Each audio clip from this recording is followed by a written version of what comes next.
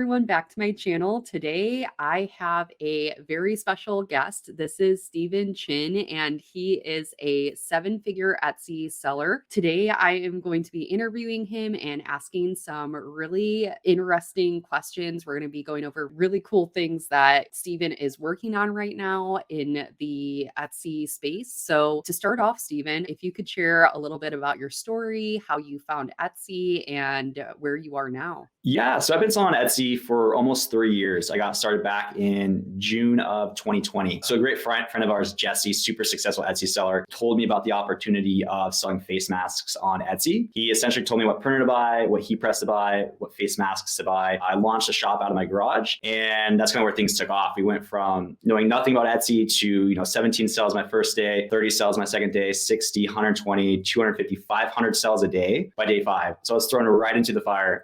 So we grew out of my shop or out of my garage within the first couple of days. Started a shop, got some employees. We ramped that business to about 800 to 1,000 face masks per day. But as we both know, when face masks ended, the mask mandates ended, so did the business. So at that point, I had fallen in love with Etsy, owning a print shop, being a boss, my employees. And at the time, we decided to rebuild. So we spent the next year and a half just rebuilding our Etsy shop from the ground up. So I made my first $1 million on Etsy selling face masks. That was kind of my crash course. And then from those learnings, we made our next $1.5 million on Etsy selling other print products. So that's kind of where I'm at today. That is incredible. And it's so cool to hear the back end of hiring employees. And did you have like friends and family members who you just knew you were like, oh, you want to join my new Etsy business? Or was it just kind of strangers you hired? Yeah. So when I got started, I didn't know about print on demand. So I didn't know that we could outsource the production for the face masks. So we did everything ourselves. It was more so we just made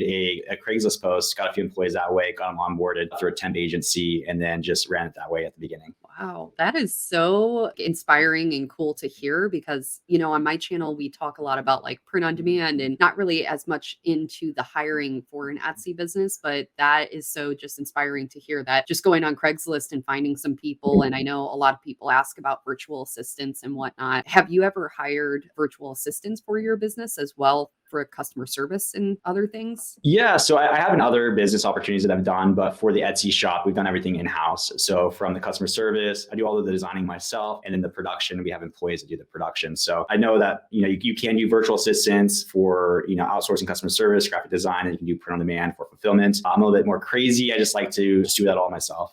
So but a little bit more margin, but like 25 times more work. Holy cow, that is so cool to hear. So you use print on demand and handmade, or just one or the other for your business? Yeah, so we essentially are print on demand. So all our products are blank white. When an order comes in, we print the graphic on that demand, and then we fulfill it. So we are essentially print on demand, but we also do our own production instead of farming that out to printify, manufacture. Yeah, wow, that is so cool to hear the difference in, I guess, and it's not that different, from what I talk about with Printify and all on the channel, but it's really interesting to hear that from a different perspective of doing that print on demand service in your business. So I guess my next question I would ask is, you started, was that around 2020 or 2021? Yeah, so we started June 2020. So we're almost hitting that 3-year mark. Yeah. When you started with the face masks and you hit 500 orders on your first week, how many orders per month would you say that you average in your business right now? Again, when we were doing the face mask, we were doing like $10,000 a day in revenue, which was crazy. I don't know if you can see my gray hair, but I didn't have gray hair before I started this business.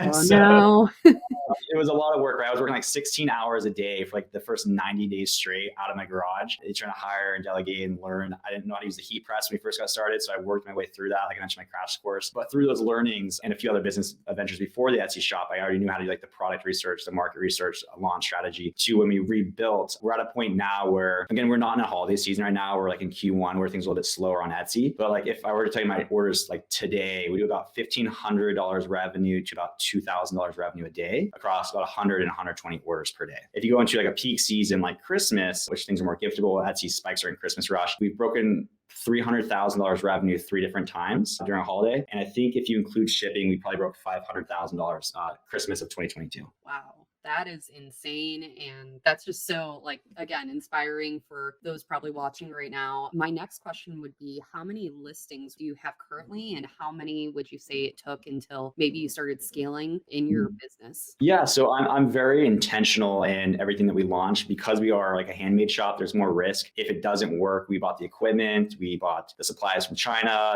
Sometimes you have to buy like $10,000 at a time. So I'm really intentional. We do a lot of product research and then market research and then like the design research. So that way when we launch, we're really intentional with our decisions. So we average about 100 to 150 listings per category. So when we did the face mask, I think we only had 50 listings. We made $1 million with 50 listings. We gave us face masks, we leveraged the pandemic. Right now we have 3 product categories live, and I think that we only have 400 listings active. So I know a lot of people that do print on demand because it's print on demand and it's so easy to get started, it's so easy to create designs on Canva, for example. It's really easy to create thousands of listings. But if you're unintentional, like why you created that design, why are you in that niche, why are you serving that market, it's really easy to kind of have that wide net approach versus like kind of what we do, again, is like the product research, then the market research, and really intentional. So it's almost like a sniper approach. So when we launch a listing, we're confident that it's going to sell, and we're able to have about 100 listings per product category and sell more than some of our competitors that have like 1,000 listings in that same product category, because we're only launching what works and what we know sells versus what doesn't, so we can have a better like ROI for our time invested, if that makes sense. Yeah,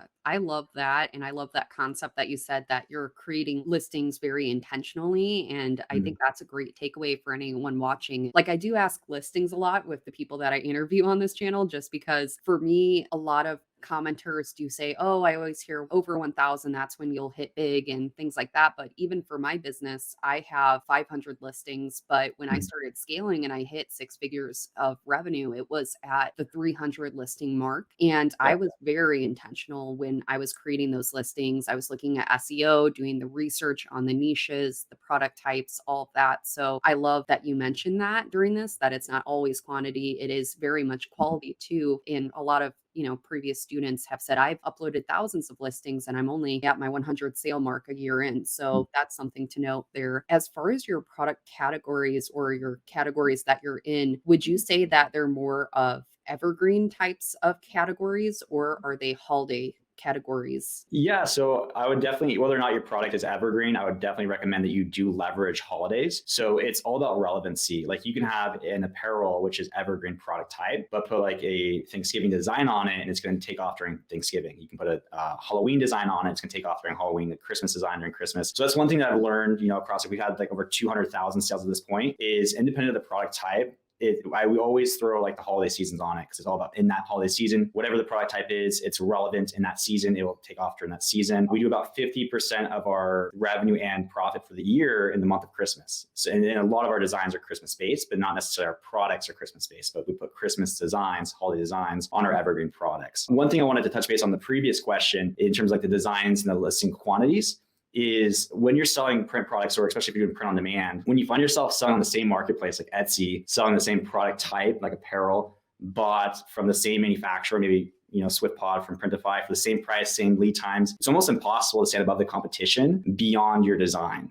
Right. So it's like that is the only thing you can use to stand above the competition. You have to be intentional with the design. And that's kind of one thing that we've done to stand above the competition. With that, too, I wanted to know is as a non-graphic designer, the easiest way that I've been able to stand above the competition is by offering personalization. So when I do my product research, like I ask myself like 3 questions, like, can it be personalized? Does it have sales velocity? Does it have enough demand to justify my time to build it out? And is it profitable? So if it's not personalized or it can be personalized, I won't sell it. So like Etsy is a marketplace that people go to buy unique gifts that you can't find anywhere else. And as a result, like personalized print products tend to sell better than non-personalized print products. And so if you find yourself like we have like a lot of designs, or you're maybe not the best designer, by adding that layer of personalization, you can see yourself finding success there because it is a higher barrier to entry that again, 99 out of 100 people are not doing. Yeah, thank you for sharing that. And I guess that would go into my next question about personalization. Would you say that most of the listings are personalized on your shop? Yeah, so like I won't launch a product if I can't personalize it. So everything that I sell right now is personalized. So I stand and live by, if you're selling print products on Etsy, you will have more success if you sell personalized print products. I am lazy by default. So I've tried non-personalized, I've tried perceived personalized, like love your children. And so like love Sarah and Samantha, and personalization sells way better. So you will have the upper hand if you just add personalization. Yeah, and I guess that is so interesting, and that's something that I never really prioritized because I was more of the, "Oh, let me do the most passive route possible with print on demand," so I ended up never doing personalization. I took customization orders, and I guess personalization go hand in hand, but I had people message me that I would do those requests, but I never created a listing that was personalization. That now it makes me look back and I'm like, "Maybe I should have tried something like that," and I really appreciate you sharing that about the listings and how you like kind of the science behind how you create them. So, as far as your business, and it's a feat in itself to make it to six figures, but scaling to that seven-figure mark is a completely different ball game when it comes to Etsy. So, if you could, do you have some tips on how to scale to that seven-figure mark? When you get to seven figures, like you have to do almost everything correct to get to that level. So again, everything I do is intentional. So like you have to do the right product research. Like why are you selling apparel instead of a phone case, or maybe a phone case instead of a tumbler or a mug or, baby onesie? So like, why did you choose that product? So you have to have the right product selection, because every product has different demand. Like maybe apparel sells better than phone cases, so there's more demand there, but maybe less competitive. When you have the right product selected, you have to do the right market research. Like what designs are you putting on that product? And are you putting the correct designs that actually have the correct demand? Because it takes just as long to create a design that doesn't sell as it does to create a design that does sell. So you have to be really intentional with your designs. And then with that, you have to, like, right out of the gate, you have to give your listings a fighting chance, right? Like there's like over 8 million people selling on Etsy right now, all trying to get a slice of that pie. And to be able to get to that seven-figure mark, you have to be very strategic. And so assuming you do everything correctly, right product, right designs, the one thing that we do that's a little bit different, and I know this is super controversial because I think you hit six figures without Etsy ads. I don't think I would have gotten to seven figures without Etsy ads. So right out of the gate, when we launch a new listing, we do a launch strategy that's only two parts. It's super easy. I'll kind of explain it really quick. Is right out of the gate, we drop the price to our listing to our break-even price after fees on the front end price. So if it costs us like $9.33 to buy a shirt from Printify, I'll take that $9.33. I'll add 6.5% transaction fee. That's my display price for the front end when we launch the listing. Because typically the cheaper something is, the more it'll sell. Like how many times have you bought a candy bar versus the time you bought a car, right? So like the cheaper something is, the more sales velocity it typically has, as well as we turn on Etsy ads. So typically when you launch a new listing, you're not automatically ranked on page 1. You're probably somewhere below page 15. And I like to use a rule of thumb that about 80% of sales for a search term are happening on page 1. And then the other 20% on page 2 through whatever. So if you're on page 15 and all the sales are on page 1, you're missing out on all the opportunity. So how do you go from page 15 to page 1? Like what does Etsy look at to drive, rank? The number one variable that Etsy looks at is sales velocity, because a sale is the derivative of you doing everything else correct, right? Like you're relevant for the search term, you have a good product, good SEO, good design, good customer service, good quality score. If you're doing everything correct, it typically results in a sale. So then it comes the question, well, if I'm on page 15 where there are no sales, but I need sales to get to page 1 where there are sales, like how do you get there? It's like the chicken and the egg scenario. So the easiest way that I've been able to get from page like 15 to page 1 is by turning on Etsy ads. So that's part 2, is I turn on Etsy ads. So knowing that sales velocity drives rank, and the cheaper something is, the more it will sell. So by dropping my price to my break-even price, what I found is like our conversion rate at our break-even price is typically 3 to 4 times our normal conversion rate. So therefore, we're converting 3 to 4 times more clicks into paying customers. Therefore, you're driving rank 3 to 4 times more, and you're paying 3 to 4 times less on the Etsy ads during that ranking period. For the product, one thing I forgot to mention is for the shipping, I typically set the shipping to $6.99. So if it's costing us like $4.75 for that shirt from Printify, I'm still charging $6.99. So I've done a lot of A/B testing on like shipping prices, and I found that like from free shipping up to $6.99 for something that's first class, conversion rate is not affected. So we can take that $2 profit on the shipping, and that will cover our ad costs. So essentially, we launch and it's self-funding, self-feeding, ranking from page 15 to page 1 3 times faster than if you didn't turn it on. And then once I'm on page 1, then I raise my price point to my normal price point, which might be like $17.49. Therefore, they have to buy 3 to get free shipping. And that's where it sticks. You start getting the profit after about a 2-week launch period. The third benefit I forgot to mention is when you launch a new listing on Etsy, Etsy's algorithm doesn't have any data on your listing of where to put you and what rank to put you. Like it doesn't know your average sales velocity for the last hour, or the last day, the last week, the last month. So when you launch a new listing, they typically give you a little bit more boost in rank, a little bit more visibility to kind of feed their algorithm the data for from your listing. So if you're able to spike your conversion rate from normal to 3 to 4x more during the period Etsy's looking at it, during that what I call halo period, it'll help you rank even faster. So that's typically what we do. So like we sell in 3 product categories right now, and we're number 1 in all 3. And we typically ranked to our current position within like 3 to 4 weeks from launch. And that's because we're able to expedite that ranking period with that self-feeding, self-funding process. Yeah, that is genius. And thank you so much for sharing that on my channel, because I definitely hone in on the organic growth strategies, which is mainly social media. And, it kind of goes hand in hand with what you're talking about with the sales velocity is instead of the ads, I generally will build social media following or join some type of community that already has a lot of social media and a lot of community, a lot of members in it that go to that listing, they flock to it, they buy from it. So I guess I do it kind of very similarly where once I post a product, I send people to that listing and then I'll get a few sales within the first few weeks. And then it will rank me quite quickly that I never really fully delve into that, I guess, in my channel. And maybe now this gives me a great video idea for the future, but I love that you shared that. And I guess I had another question as far as what advice you'd give to new Etsy and print on demand sellers, but I feel like that pretty much answered that, because if you just follow those 3 tips as far as the sales velocity and ranking to page 1 using Etsy ads, but also I guess for a new seller, it might be a little bit confusing as far as, okay, what do I do with SEO and products and all that? So I guess my question for those new sellers would be, for new listings, would you recommend doing personalization listings then? And would you suggest them to focus on an evergreen niche or a holiday niche? Yeah, no, that's a great question. So I think the number 1 advice I would give a new seller would definitely do personalization. But like broad strategy is, I've done a few interviews now, and like the number 1 comment that I see on the interviews that I've done, and the number 1 question I get is like, you started in 2020 when there was only like 4 million sellers. I'm starting in 2023 where there's 8 million sellers. It's different, right? Like I wish I was talking to someone that did $2.5 million in revenue on Etsy, but started in 2023. So I think the number 1 advice that I have is that it's not a get rich quick scheme. You can't get rich quick on Etsy. It does take time. It does take consistency. It does take work. I think the reason why most of the people, you guys interview started in 2020 that had success now is because it does take time to build out your foundation. It does take time to create those listings. It does take time for rank and to build your sales and your sales volume. And I don't think you can talk to someone that started in 2023, we're 4 months into 2023, that could have the same conversation at this high of a level. So I think the number 1 advice I would have is that start today. It's still a great opportunity. Print on demand on Etsy is probably the most viable way to make money online right now. I say that full-heartedly. And then just find the process that works for you, stick it out, and be consistent. Whether that's print on demand, doing your in-house shop, but again, it will take time. So I think that's probably the best advice I could give someone. Yeah. Well, thank you for sharing that. And at the end of this call, I did want to mention Steven does have a new YouTube channel. Please check it out. It is just gold content. It's